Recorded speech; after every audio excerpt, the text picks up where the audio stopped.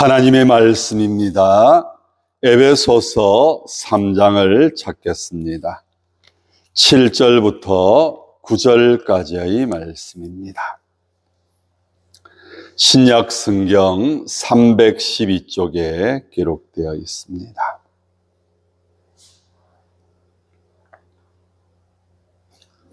하나님의 말씀 에베소서 3장 7절부터 9절, 우리 다 함께 하나님의 말씀을 읽읍시다.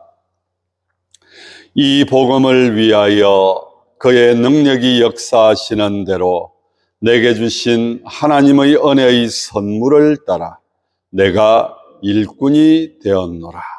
모든 성도 중에 지극히 작은 자보다 더 작은 나에게 이 은혜를 주신 것은 청량할 수 없는 그리스도의 풍성함을 이방인에게 전하게 하시고 영원부터 만물을 창조하신 하나님 속에 감추어졌던 비밀의 경륜이 어떠한 것을 드러내게 하려 하심이라.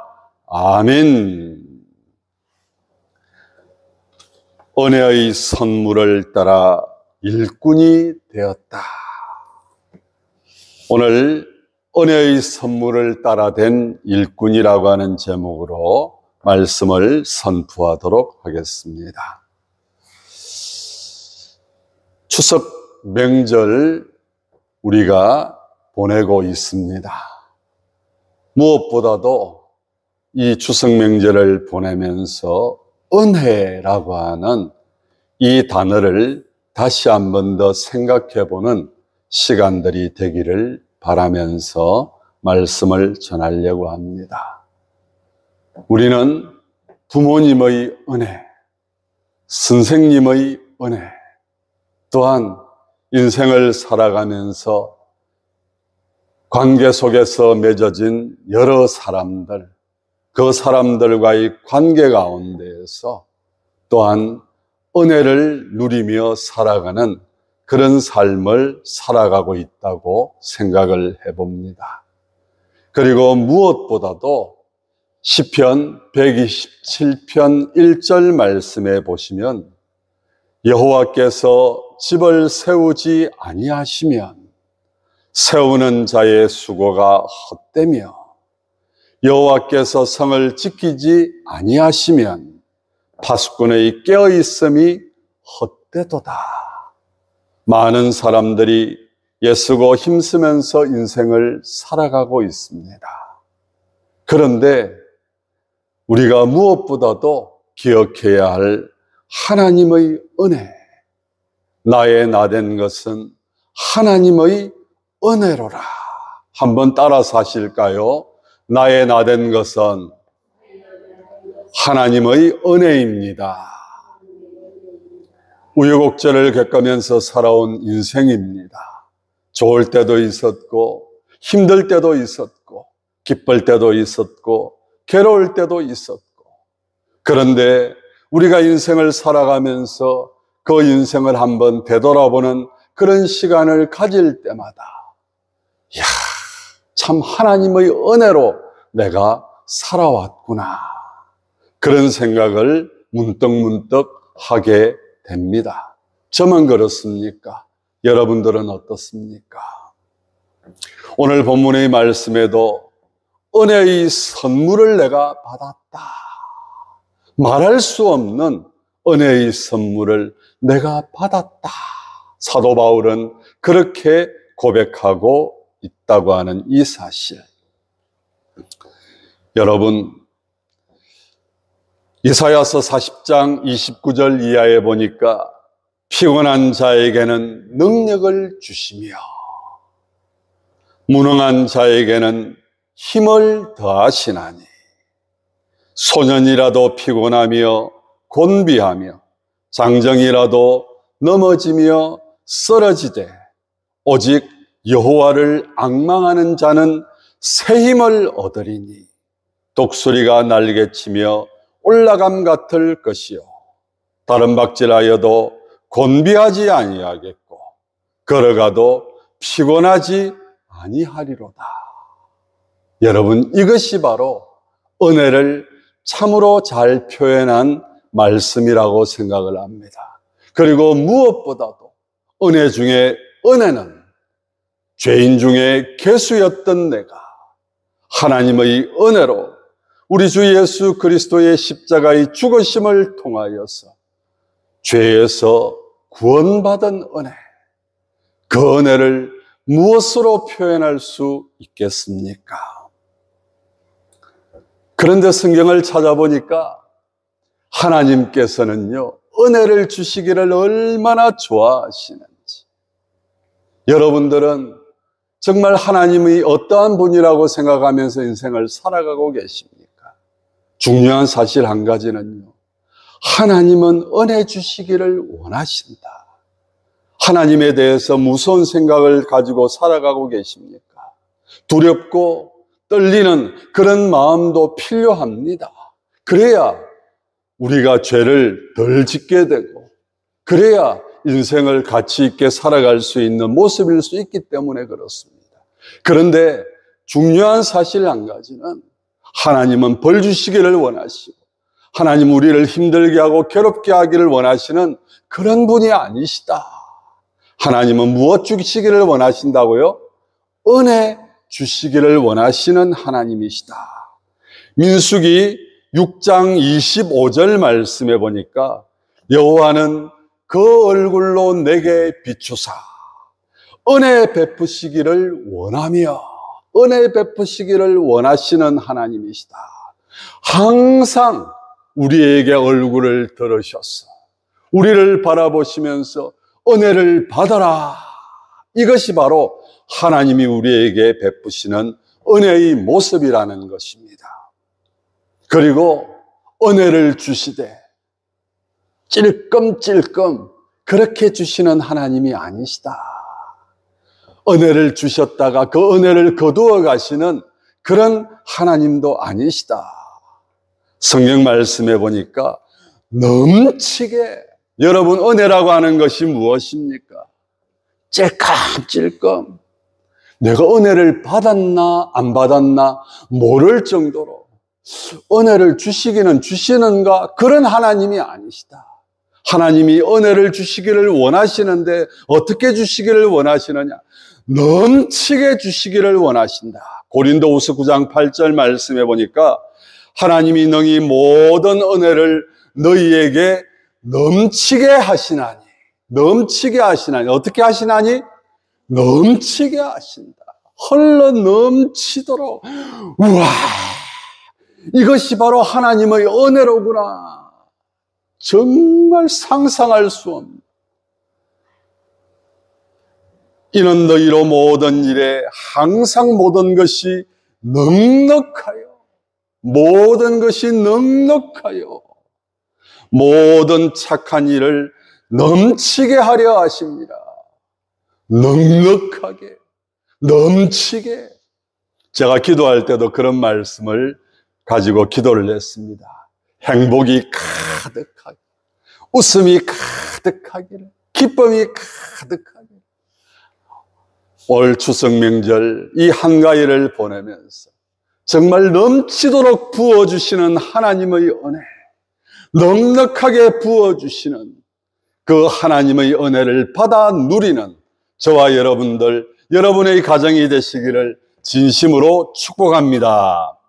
그리고 또한 하나님께서는 은혜를 주시기를, 넉넉하게 주시기를 원하시는데 언제 주시기를 원하시는가? 여러분, 언제 주시기를 원하실까요? 하나님은 과거에는 내가 은혜를 좀 받은 것 같아요. 그리고 앞으로는 은혜를 아마 주실 것 같아요. 그런 하나님이 아니십니다.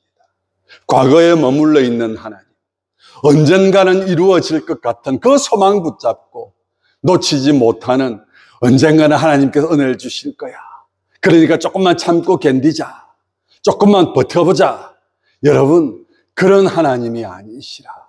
과거의, 미래가 아니라 바로 지금입니다. 은혜는 지금, 하나님께서는 지금, 오늘도, 항상. 그래서 여러분, 우리가 하나님을 믿는 믿음의 삶을 살아가는 것은 과거에 얽매여 있는 삶이 아닙니다. 미래의 어느 날을 꿈꾸면서 그저 묵묵하게 견디는 그런 모습이 아니라 하나님은 매일매일 순간순간 바로 지금 나에게, 한번 따라서 합시다. 지금 나에게 은혜를 베푸십니다. 어떻게 해요? 넉넉하게 넘치도록. 할렐루야. 바로 이 하나님이 내가 믿는 하나님이시라고 하는 사실.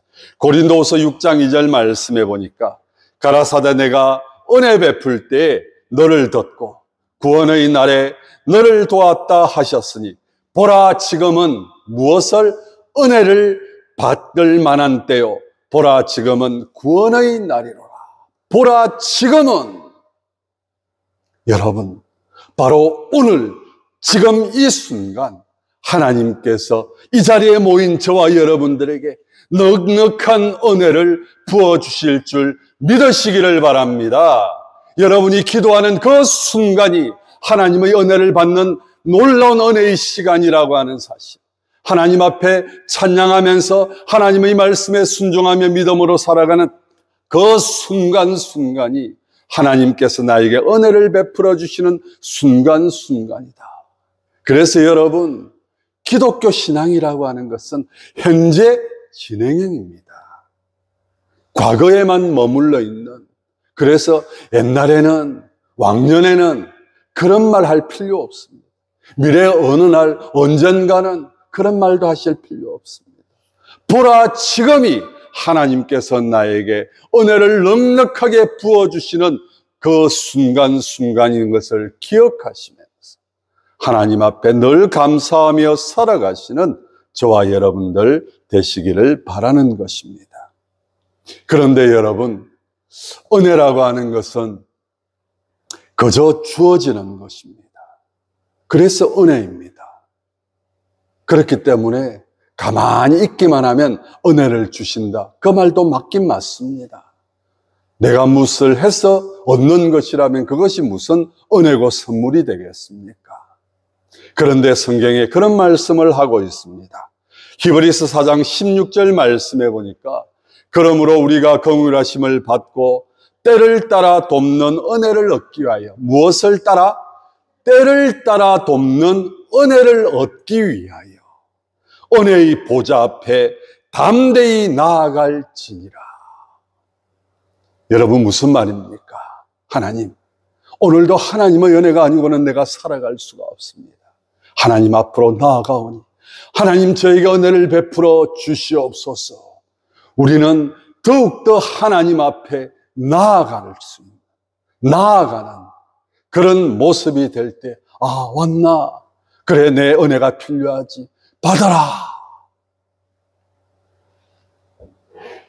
사랑하는 성도 여러분, 더욱더 하나님의 은혜를 사모하시면서 하나님 앞에 기쁨으로 즐거움으로 더 가까이 여러분, 그렇습니다.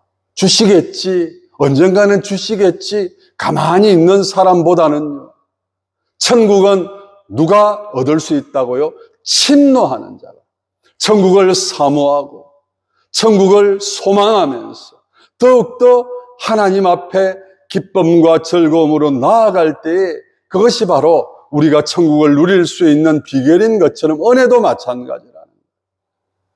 아이고, 저 사람은 은혜를 받았는데 나는 왜 은혜를 못 받을까? 여러분, 그 사람과 나의 차이는 무엇일까요?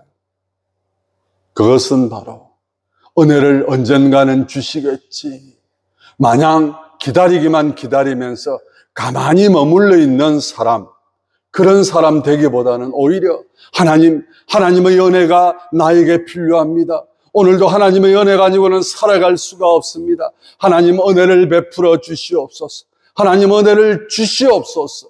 더욱더 하나님 앞에 가까이 나아가는, 기도로 나아가고 찬양으로 나아가고 말씀으로 나아가고 은혜를 사모하면서 더욱더 하나님 앞에 나아가는 자, 그 사람에게 하나님께서 더 큰 은혜와 더 넉넉한 은혜와 또한 이 말씀처럼 은혜의 보좌 앞에 담대히, 왜 우리가 담대히 나아갈 수가 있습니까? 하나님 앞에 감히 나아갈 수 없는 존재였어요.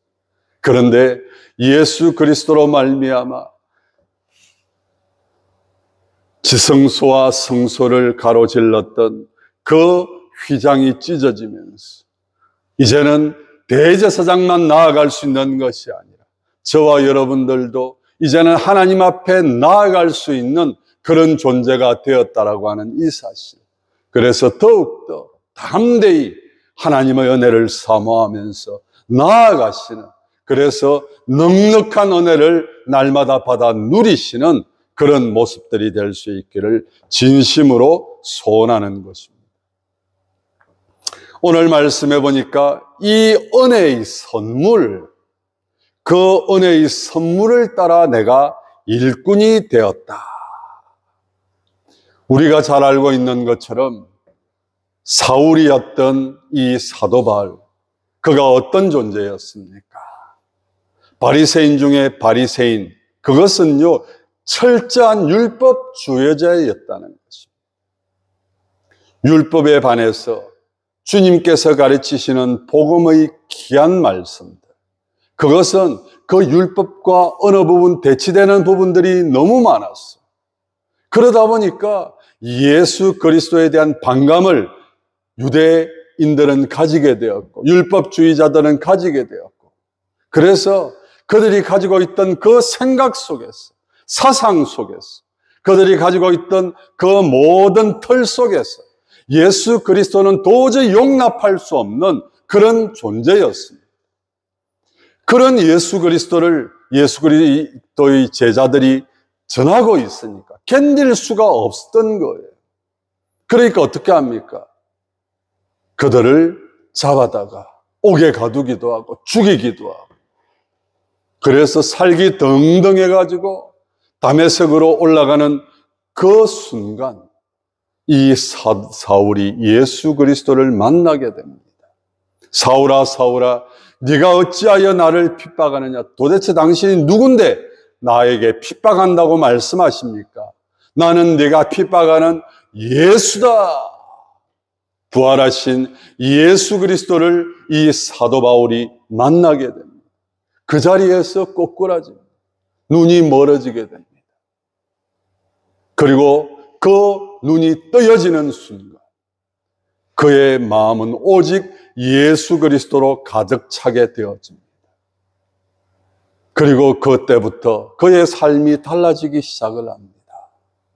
이제는 예수 그리스도를 핍박하는 자가 아니라 예수 그리스도를 증거하는, 예수 그리스도를 이제 세상 사람들에게 선포하는, 여러분들 예수 믿으셔야 됩니다.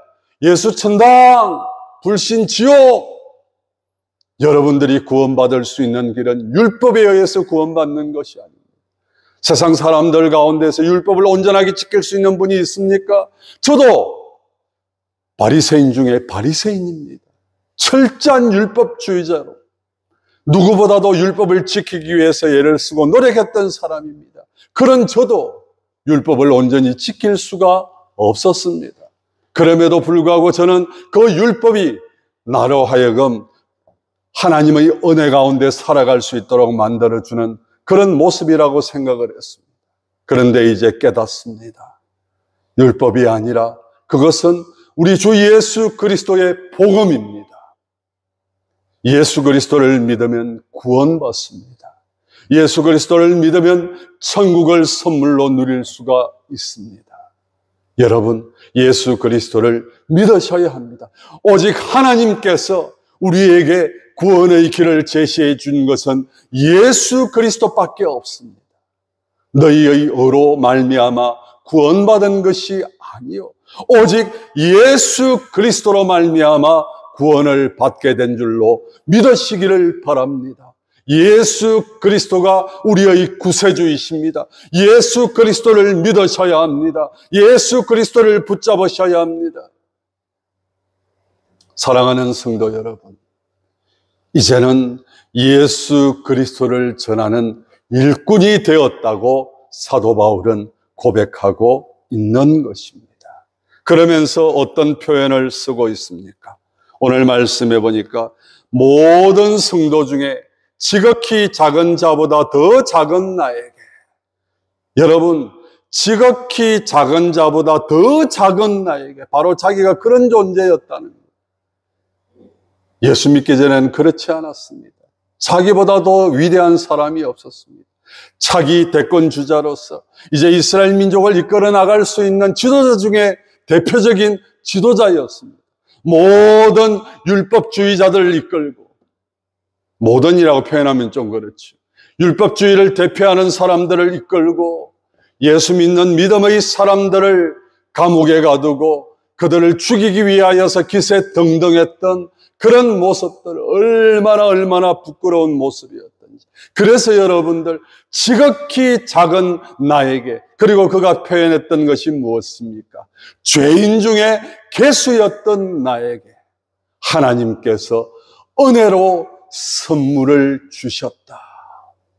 그런 내가 하나님께서 귀하게 쓰시는 일꾼이 되었다.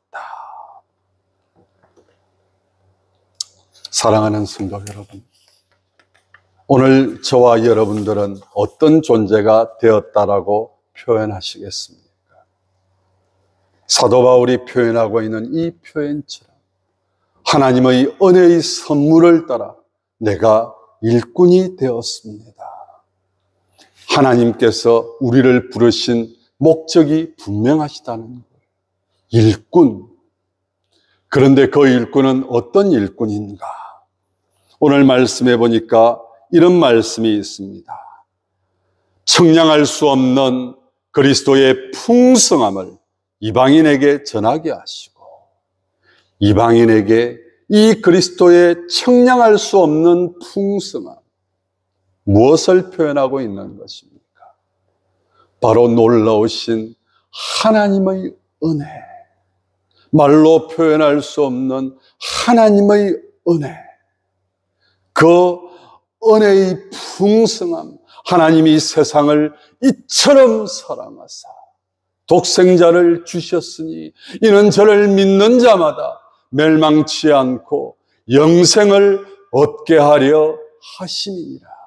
영생을 얻게 하기 위하여서 하나님의 은혜로 말미암아 구원받은 놀라운 은혜의 선물을 따라 내가 일꾼이 되었는데, 그 일꾼이 된 이유는 그리스도의 풍성함, 세상의 그 어떠한 것과 비교할 수 없는, 여기에 구원이 있다 저기에 구원이 있다 사람들은 이야기하지만 결국은 수많은 사람들이 찾는 길은 멸망의 길이고, 겉으로 보기에는 그럴싸해 보이고, 겉으로 보기에는 좋아 보이고, 겉으로 보기에는 구원받을 만한 것처럼 보이지만 실상은 멸망으로 이끌어가는 길이요,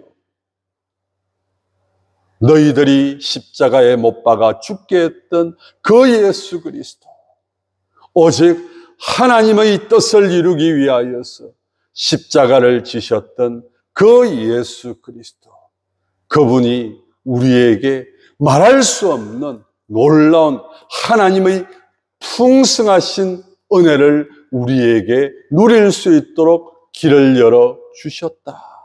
그 사실을 이방인에게 전하게 하시려고. 9절에도 보니까 영원부터 만물을 창조하신 하나님 속에 감추어졌던 비밀의 경륜이 어떠한 것을 드러내게 하려 하심이라. 여러분, 만물을 창조하신 하나님 속에 감추어졌던 비밀의 경륜이 무엇입니까? 그것은 바로 창세기로부터 요한계시록에 이르기까지 아담과 하와, 죄로 말미암아서 이 땅에 죄가 들어오게 되었는데 여자의 후손이 뱀의 머리를 짓밟고 성리의 개가를 부르게 하시는 그 메시아, 그 메시아가 바로 예수 그리스도시다. 그것을 깨닫게 하기 위하여서 우리는 추석 한가위 명절을 보내고 있습니다. 더욱더 이 추석 명절을 보내면서 예수 믿지 않는 그런 가족들, 일가 친척들, 그들을 바라보시면서 어떤 생각이 드십니까?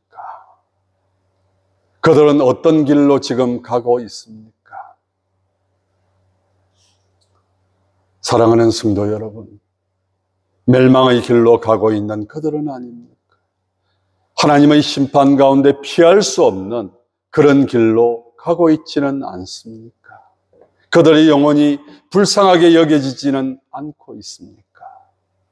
오늘 다시 한 번 더 말씀을 기억하시면서 나에게 베풀어 주신 놀라우신 은혜, 왜 이런 은혜를 나에게 주셨는가?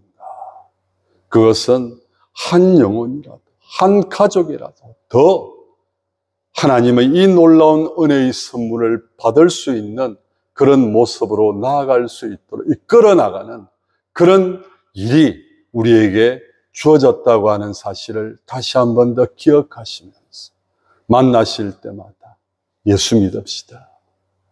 예수 믿읍시다. 구원받고 영생을 얻는 천국을 소망하면서 살아가는 길. 참 그럴 때마다 답답한 것은요, 예수 안 믿는 일가 친척들, 너나 믿어라. 말은 안 하지만, 아이고, 예수 믿는다더니 뭐 별 볼 일 없던데 뭐. 참 때로는요, 낙심할 수 있는 그런 부분들도 많이 있었습니다. 그럼에도 불구하고 여러분, 지금도 기억에 생생한 것은요, 돌아가신 저희 어머님이 일가 친척들을 만날 때마다 하는 말이 있습니다. 예수 믿어라. 예수 믿어라. 별것 아닌 것 같지만 저는 믿습니다. 분명한 사실 한 가지는 그 말을 전할 때 우리는 때로는 힘없이 말을 할 수도 있습니다. 그렇지만 그 복음의 위력, 그 복음의 능력은 우리가 말로 표현할 수 없는 위력과 능력이 있다고 하는 이 사실. 지금 당장 믿음의 길로 나아가지 않는다 할지라도, 예수 믿겠다고 표현하지 않는다 할지라도 그들 속에서 계속해서 메아리 치면서 예수 믿으라고 했는데, 예수 믿으라고 했는데, 우리가 잘 알고 있는 것처럼 조지 밀러라고 하는 사람, 참으로 세상을 살아가면서 복음을 전하는 일에 힘썼는데 그가 죽기 전에 주님 품으로 나온 사람이 한 친구가 있을 거예요. 그리고 그의 장례식에 찾아와서 예수 믿겠다고 한 친구가 있을 거예요. 그리고 그가 죽고 난 다음에, 시간이 흘러가고 난 다음에 결국은 주님의 품으로 돌아온 친구. 그러니까 어쩌면은 이 조지 밀러는 그렇게 생각할 수도 있습니다. 내가 살아생전 친구 한 사람 전도했네. 아닙니다. 결국은 3명의 친구 모두 주님 품으로 돌아왔다고 하는 이 사실. 오늘도 그 사실을 기억하면서 하나님의 은혜의 선물을 따라 내가 일꾼이 되었습니다. 왜 나를 일꾼 삼아 주셨는가? 그것은 바로 나만 구원받고 나만 천국을 소망하면서 살아가는 삶이 아니라 우리 가족들 모두, 내가 사랑하는 일가 친척들 모두 참으로 한 영혼 참으로 그들에게 전했던 그 귀한 복음의 말씀들 결코 하나님께서 헛되게 하지 않으실 것이라고 하는 그런 믿음을 가지시고 오늘도 일꾼답게 더욱더 주의 복음 전할 수 있는 그런 추석 명절을 보내실 수 있기를 부탁드리면서 오늘 말씀 맺도록 하겠습니다. 기도합시다. 지금 하나님의 넉넉한 은혜를 우리에게 부어주시기를 원하시는 하나님 아버지, 오늘도 그 은혜와 사랑에 감사하고 감격하면서 담대하게 하나님 앞에 예배하는 자리에 나올 수 있도록 이끌어주신 하나님 아버지 감사를 드립니다.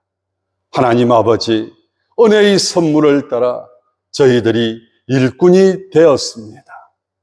아버지 하나님, 하루하루 허송세월하는 저희들 되지 않게 하시고 한 영혼이라도 더 살리기를 기뻐하는 저희들의 삶의 모습들이 되게 하여 주시옵시고, 무엇보다도 이 추석 명절을 보내면서 아직까지 예수를 구주로 고백하지 않는 우리 가족들, 그리고 일가 친척들, 그 한 사람 한 사람에게 예수 전할 수 있는, 복음 전할 수 있는 귀한 기회가 될 수 있도록 하나님 은혜를 베풀어 주시옵시고, 그 모든 영혼들이 아버지 하나님 품으로 나오는 그날을 꿈꾸면서 더욱더 하나님 앞에 믿음으로 살아가기를 기뻐하는, 하나님 앞에 감사하며 살아가기를 기뻐하는 저희들의 모습들이 될 수 있도록 하나님 인도하여 주시옵소서.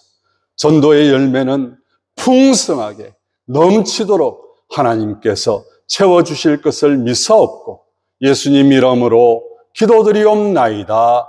아멘.